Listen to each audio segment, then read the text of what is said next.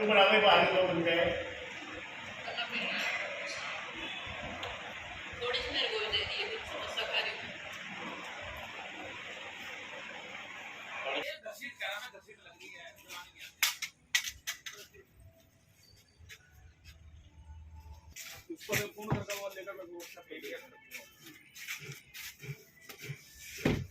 आज प्रेस वार्ता बुलाई है, क्या विषय है?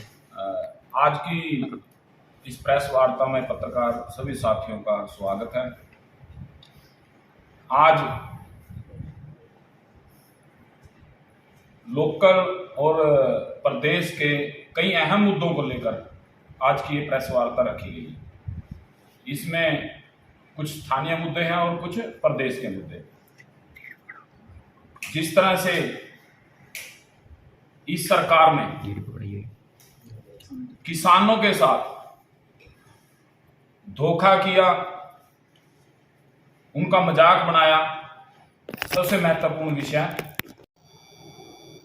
आज का ये है, क्योंकि किसानों को जिस समय बाढ़ थी, सरकार ने एक लुभावने वादे किए, मुख्यमंत्री जी ने हेलीकॉप्टर से दौरे किए कि किसानों की जितनी फसल खराब हुई सभी को एक वाजिब मुआवजा दिया जाएगा।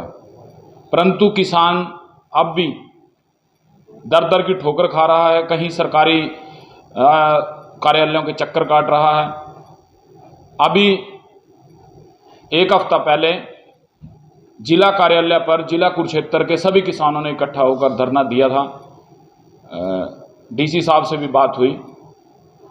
सरकार कहती है कि जिस किसान ने दोबारा फसल लगा ली और उसकी दोबारा फसल ठीक खड़ी है तो हम उसका मुआवजा नहीं देंगे, और यदि देंगे भी तो जब वो फसल मंडी में जाएगी, उसकी बिक्री होगी, उस पे पोर्टल पे चेक करेंगे कि किसान की कितनी फसल उसके पोर्टल पर बिकी है।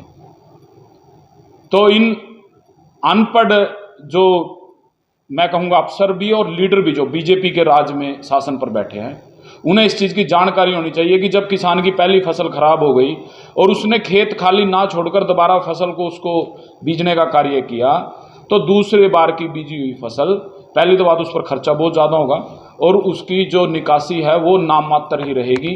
पर सरकार एक चाल के अंदर किसानों को फंसाकर किसानों को ठगना चाहती है, मुआवजा नहीं देना चाहती। तो मैं सरकार से दरखास्त करूंगा कि आपका जाते जाते कुछ दिन समय बाकी बचा है, आपके जो बुरे कर्म है शायद उनका पश्चाताप हो जाए। कम से कम किसानों को इस मार से आप उनका मजाक ना बनाएं जो प्राकृतिक आपदा में किसानों का नुकसान हुआ। एक सरकार ने पिछले कुछ दिन पहले हमारे यहाँ के विधायक ने एक दावा किया कि हमने सर्वे कर लिया है कॉलोनियों का, जिन कॉलोनियों में मकानों का नुकसान हुआ। आज तक कोई रिपोर्ट सार्वजनिक नहीं हुई, ना किसी को मुआवजे के नाम पर 1 रुपया भी दिया गया। शहर के जो सड़कों के हालात हैं वो सब आपके सामने हैं। किसी भी सड़क से आप गुजर जाएं तो मुझे नहीं लगता कि आप आकर मैं तो ये कहूँगा कि पेट में दर्द ना हो। आपकी जो बोलते हैं ना दर्द डिग जाती है, आप किसी भी सड़क से गुजर जाएं, जब आएंगे तो आपकी तबीयत खराब मिलेगी आपको। उसकी तरफ कोई ध्यान नहीं है। एक आपको 5 साल का मौका दिया था यहाँ की जनता ने म्युनिसिपल कमेटी में अपनी सेवाएं देने का। आप अपने तानाशाह रवैये से, आप अपनी चालबाजी से, आवर क्लेवर बनकर आपने जनता को गुमराह करके आप उस 5 साल के अपने शासन को 7 साल पे ले गए हैं, जो आप जनता के साथ धोखा कर रहे हैं। थानेसर की जनता म्युनिसिपल कमेटी का चुनाव चाहती है। जो यहाँ पर पक्ष और विपक्ष दोनों बैठे हैं, वो दोनों मिलकर अपनी चतुराई को लोगों पर हावी करके और चुनाव नहीं होने देना चाह रहे। एक व्यक्ति कोर्ट में चला जाता है, दूसरा आपको पता ही, जब कोर्ट के कोई मुद्दा बीच में आ जाएगा तो टाइम लंबा चला जाएगा और उसकी मार थानेसर की पूरी जनता को भुगतनी पड़ रही है। जो आप उसका यदि किसी ने प्लाट की कोई वो बनवानी हो एनडीसी, तो उसको समझ में आ जाएगा कि कमेटी के अंदर चल क्या रहा है। और सबसे एक गंभीर विषय जो आशा वर्कर को लेकर है, हमारी बहनें लगभग पिछले 1 महीने से धरने पर हैं, उनमें से पुलिस की मार ना झेल पाने के कारण एक महिला की मौत भी हो गई यमुनानगर के अंदर। आपको भी जानकर दुख होगा कि 4,000 रुपये मासिक वेतन पर 24 घंटे काम लिया जाता है उन महिलाओं से। तो बड़ी शर्म की बात है।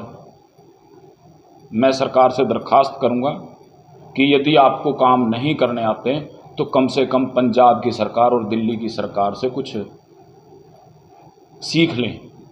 जिस तरह से भगवंत मान जी ने पंजाब के अंदर लोगों को बिजली से राहत दी, पानी से राहत दी, हर दूसरे दिन कर्मचारियों को पक्का किया जा रहा है, नई वैकेंसियाँ निकाली जा रही हैं, तो हरियाणा सरकार को भी सुध लेनी चाहिए। और आगे की सुमित भाई बात करेंगे। 11 तारीख को किसानों का प्रदर्शन है, आम आदमी पार्टी से साथ देगी जाएंगे आप लोग?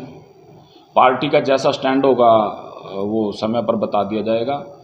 हम जब पीछे अब जिला कार्यालय पर किसानों ने जो प्रदर्शन किया, मैं उस प्रदर्शन में था, क्योंकि मेरे गांव जोगनाखेड़ा और आसपास के काफ़ी गांव के किसान वहां पर थे। हमने पूरा दिन वहां पर धरना दिया और सरकार को जगाने का कार्य किया।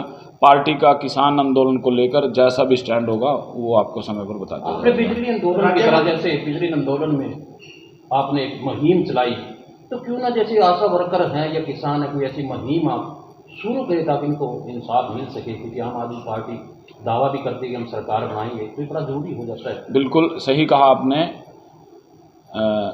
बिजली आंदोलन को लेकर हमने लोगों को, बीच में हम गए थे, लोगों से हमने बात करी थी, लोगों को बताया कि जिस तरह दिल्ली और पंजाब में हर महीने 300 यूनिट बिजली फ्री दी जा रही है, उसी तर्ज पर हरियाणा को भी बिजली आम आदमी पार्टी की सरकार बनने पर फ्री दी जाएगी।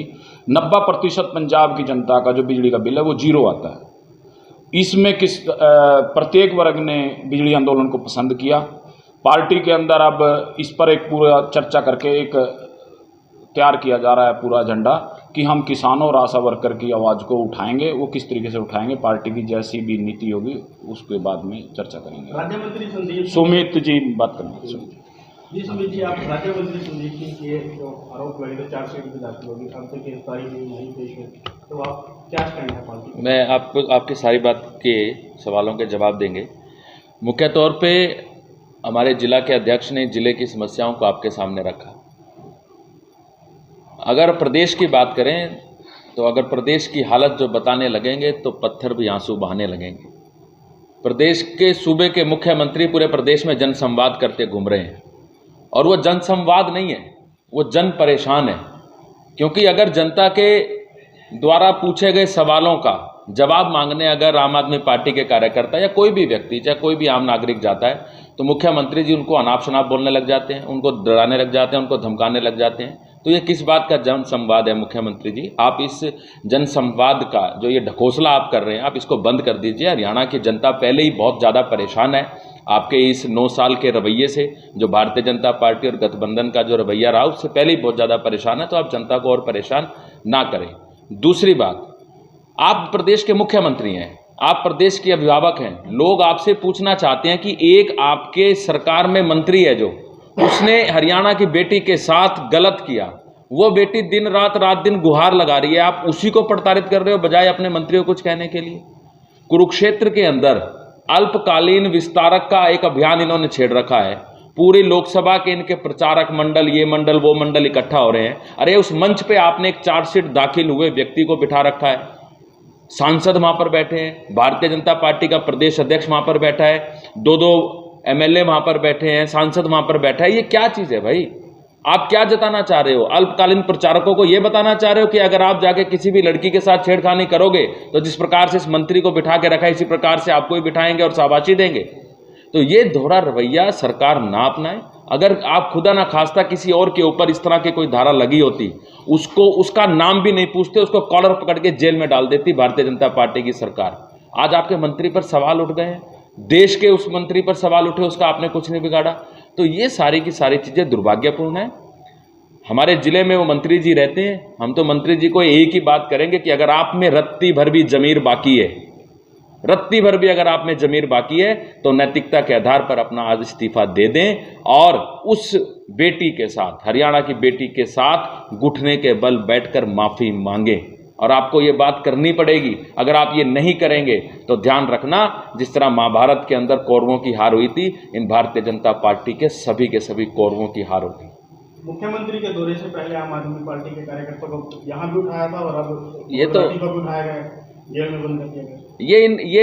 ये इनकी डरपोक का नतीजा है। मैं आपको बताऊं, जब जब खट्टर डलता है पुलिस को आगे करता है। हमारे जिलाध्यक्ष को उठा लिया गया था, हमारे हरियाणा के सह सचिव हैं डॉक्टर विशाल कुब्बड़, मैं खुद, हम तीनों को उठा लिया गया। हमें ऐसे थाने में लेके गए जहाँ पे वो थाना कभी भी गिर सकता था, फिर हमें CIA के अंदर रखा गया। मतलब किस लिए? हम लोग अपराधी हैं, हम लोग आतंकवादी हैं? हमने सिर्फ यही तो कहा था कि वार्ड नंबर 25 की गली कब बनेगी। मुख्यमंत्री जी आप आ रहे हैं, इसको जो आपका ये विधायक यहाँ पे बिठा रखा है, इस विधायक से पूछो कि 3500 करोड़ रुपए कहाँ लगा दिए। यही तो सवाल थे जगबीर जोगना खेड़ा जी के, जो मुख्यमंत्री जी से पूछना चाहते थे। आप 3500 करोड़ रुपए का अगर आपसे कोई सवाल पूछ लेता है, आप उसको जेल में डाल देते हो, आप उसके ऊपर धमकियां देने लग जाते हो। तो मुख्यमंत्री जी आप ये ढकोसलेबाजी ना करो। और जो आप ये चीज बोलते हो ना, पोर्टल की सरकार, पोर्टल की सरकार, आपकी कोई पोर्टल की सरकार नहीं, आपकी सिर्फ और सिर्फ प्रोपेगेंडा की सरकार है।